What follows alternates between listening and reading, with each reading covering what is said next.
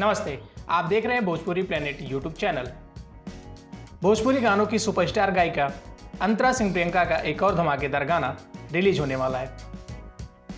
अंतरा सिंह प्रियंका का ये गाना टिप्स भोजपुरी के ऑफिशियल यूट्यूब चैनल से बहुत जल्द रिलीज किया जाएगा।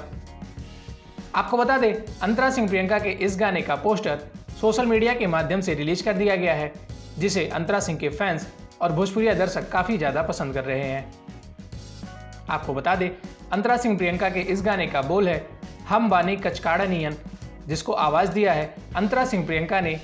इस गाने को संगीत से सजाया है रोशन सिंह ने और वहीं इस गाने के लिरिक्स को लिखा है हरे राम हसमुखी ने।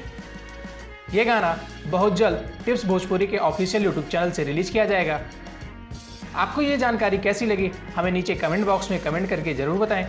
वीडियो अच्छी लगी तो वीडियो को लाइक करें, शेयर करें और भोजपुरी जगत से जुड़ी ऐसी तमाम खबरों के लिए हमारे चैनल को सब्सक्राइब करके बेल नोटिफिकेशन जरूर दबा लें।